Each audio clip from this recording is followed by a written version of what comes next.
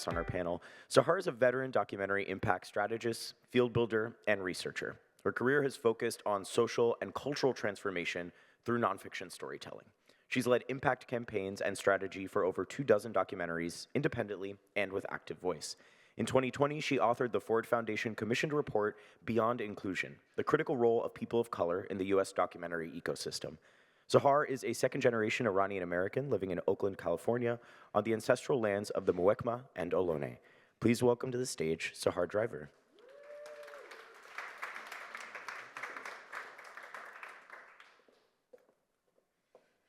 Hello, everyone. David, that was awesome. I can't wait to read that report, and there's so much resonance in what we see at the ecosystem that I serve. I just want to say, Katie, Jai Shema Khadi, that's Farsi for your space here is empty. So I'm Sahar. I'm co-executive director and co-founder of Color Congress, alongside Sonia Childress, who many in this room know. I'm here to offer a window into the people of color documentary ecosystem that we serve, and to provide insight into why the 104 organizations that we support, all led by people of color, all serving filmmakers, audiences, and leaders of color in the documentary space, should matter not only to the documentary field, but also to other sectors as well. Color Congress was seeded by the Ford Foundation, the Perspective Fund, and the MacArthur Foundation, following research that the Ford Foundation commissioned me to do in 2019 that David you just heard about. That research revealed a mighty but under-resourced ecosystem of people of color-led documentary organizations that were largely doing that work. Soon after we launched, our host, the Center for Media and Social Impact, I haven't been clicking at all. Let's see. I have some nice slides. So the lens reflected by the Center for Media and Social Impact also showed a bit about that despite increased access to the documentary form and growing public interest and commercial demand, people of color were still having a hard time gaining a foothold both in front of and behind the camera. So Color Congress has been focused over the last 2 years on resourcing, supporting, connecting, and championing those organizations that have been reliably committed to addressing this inequity. Much of our work, though, is done in private, members-only spaces so that people can speak freely. And so this has led to a lot of curiosity about our work. But it's our mandate to make the work of this ecosystem visible. So it was in that spirit that we started working on a report to answer a few questions that we commonly receive over the last 2 years. About why we resource at the organizational level, who these organizations are, who they serve, what they do, and why documentary field leaders only know a handful of them. Just yesterday, we released our own report, which I hope you'll spend some time with, that sheds a bit of light into those questions, which I'm going to give you a little bit of a peek into in a moment. So this question, behind every film, there's a whole community of leaders and organizations that has ever been made. Every film requires an ecosystem of organizations and support, from the leaders who trained those filmmakers and mentored them, to the people who create spaces for networking and connection that are essential for careers, to the editors and the producers and the impact producers and all kinds of other collaborators along the way. These are the kinds of roles that the organizations in our ecosystem play. About a third are artist support organizations, a third focus on disseminating the work of filmmakers and are audience-facing, and another third are a mixture of networks and collectives or organizations that are focused on some sort of a discrete advocacy in the documentary field or providing some funding. Just over half of our members have a national reach, and the rest focus on discrete regions or localities across the US and the US islands. Almost every major region is represented, including Puerto Rico, the Hawaiian Islands, Guam, and the Northern Mariana Islands. Our members have their hands on every racial and ethnic identity community. Just over half serve multiple identity communities, and the rest have a discrete focus.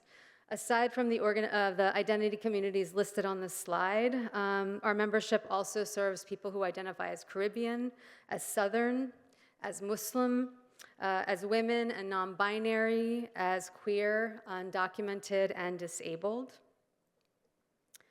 The majority of our members are founder-led, and 94% of founders identify as filmmakers themselves. In other words, these are people who deeply understand the challenges that filmmakers of color face in this industry and designed the solutions that they themselves needed and built organizations to provide that support. For the communities that they serve, these organizations are foundational. But their work has largely not been visible beyond the discrete communities that they serve, nor has it been valued to the same degree, and so it's been underfunded. We learned that a quarter of our members operate with budgets that are less than $50,000 a year, and so it's no surprise that 17% of our members reported having 0 full-time or even part-time paid staff. In other words, these organizations are funneling any resources that they bring in right back out to their communities through programming and offerings. Many organizations in our membership are fiscally sponsored, and for them, the numbers are even more dire. 75% of fiscally sponsored organizations told us they have 0 paid full-time staff. This not only speaks to our members' uncompensated field building work, their commitment to their communities, but also to their resourcefulness. And their collective impact has been really significant. We learned that last year our members collectively served over 15,000 documentary filmmakers. They served over 10,000 documentary film professionals, and they reached over 20 million audience members. What this tells us is that against all odds, our members remain dedicated to their respective communities, and they see urgency in this work. These aren't people that we want to see burning out. We estimate that most filmmakers of color will make it through, move through one or more of these organizations at some point in their careers. These organizations are deeply focused on the communities they were built to serve, communities that were not finding the appropriate care and attention that they deserve in this industry. They help filmmakers consider the lens through which they tell a story and the aesthetic practices that help shape how a story lands in a community. The films they screen are carefully curated for the audiences of color they serve. They create spaces for communities to engage with powerful nonfiction work that's resonant with their experiences, and in ways that broaden their aesthetic tastes and strengthen their political sensibilities, in spaces that help them make connection between those stories and their own lives and contexts. The support they offer is attentive to their unique and intersectional experiences. And so the work these organizations do and the communities they serve have been too discrete for those institutions looking to resource and support at scale. I trust that in this room, everybody understands how important documentary film is as a trusted medium that helps to add nuance and complexity to social issues. We have to continue funding powerful films and powerful filmmakers. And in today's increasingly repressive political context, we need more filmmakers of color behind the camera, not just in front of it, and we need to be nurturing more audiences of color as well. But it's not fair to expect individual filmmakers of color to stand up to commercial forces on their own, those forces that dismiss their storytelling, erode their power, and marginalize their audiences. The organizations that make up this ecosystem are doing the work of getting people of color behind the camera and in audiences. The stories that they help to support and nurture are deeply personal and therefore nuanced and complex. And as a result, what emerges are honest films that audiences that they were intended for see themselves in. The films where people of color are centered as agents of change, not just the victims of powerful forces or the subjects of history. These are films that inspire. They're films that engender trust, and we need more of them. Because the relationships that our members foster with the communities that they serve, because those relationships are deep and they're not transactional, the spaces that they create are ones that filmmakers of color and audiences of color return to again and again. And this is important because filmmakers of color tend to train their cameras on issues that are about, stories that are about entrenched social ills and systemic challenges like racism or sexism or homophobia, where a single film isn't adequate. But a chorus of storytellers of color telling stories that illustrate power dynamics and hold power accountable, those kinds of stories can shift understanding over time and activate communities over time. Our members are providing the narrative infrastructure for that. They're important economic and cultural engines for the communities that they serve. And connected, our members' impact and power is exponential. We see this as a ground-up narrative change strategy that's particularly durable because it operates at the level of relationships. As an example, just recently, our members started organizing in support of Palestine by screening Palestinian films and organizing screenings, educational series, providing historical and global context for the current crisis.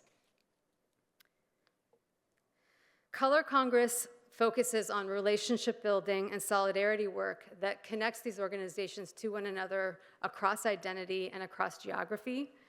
This is the foundation for truer, more nuanced and intersectional storytelling that is responsive and accountable to all of our communities and that contributes to narratives that advance society. While Color Congress's mandate is to increase the visibility of this ecosystem, we're aware that we're in a very different political climate at the moment, where any organization that has a discrete focus on an identity community and that is hoping to build greater equity for that community is at risk. While our members want our help increasing their visibility, we know that amid these escalating attacks against DEI programs, they're especially vulnerable, and that's a tension that we all have to contend with because the consequences impact us all. We believe that the stronger this ecosystem is, the stronger the documentary field will be, and the more representative the narrative infrastructure of society will be, and with that comes great narrative power. And I hope that if you remember nothing else from what I said today, that you'll remember that. It's precisely why we think this ecosystem, like other BIPOC ecosystems, is being scrutinized and challenged at the moment. And in the report that we released yesterday, which I hope, again, that you read, we invite philanthropy, leaders of social movement organizations and aligned sectors, and documentary field leaders to ramp up support for this ecosystem and to show up for it right now. And I'm happy to talk more about that during the panel. Thank you.